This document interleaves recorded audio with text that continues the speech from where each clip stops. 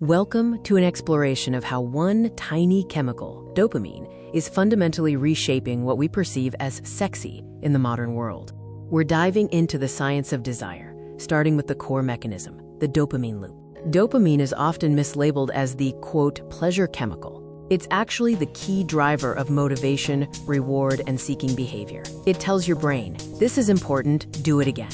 When you encounter something rewarding, like finding an attractive image, dopamine spikes. This spike reinforces the behavior of seeking out that stimulus again, creating a powerful feedback loop. So how have these biological loops collided with our digital age to redefine our standards of attractiveness?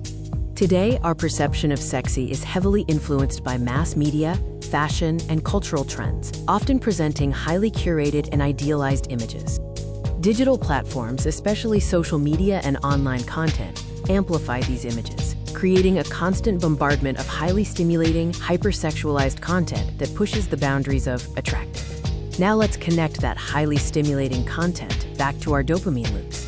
Visual media, particularly high-intensity imagery found in certain online content, triggers an immense and often unnatural surge of dopamine release in the brain. This intense stimulation makes the brain immediately seek out more of the same, trapping users in a continuous cycle of seeking and consuming increasingly stimulating digital imagery. The problem lies in what this constant high-level stimulation does to our internal baseline for desire. Frequent exposure to these high-intensity digital rewards effectively raises your brain's bar for what is stimulating enough to register as attractive, leading to a kind of tolerance.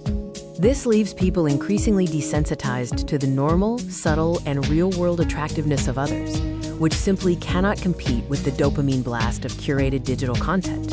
So what can we do to regain a balanced perspective on attraction?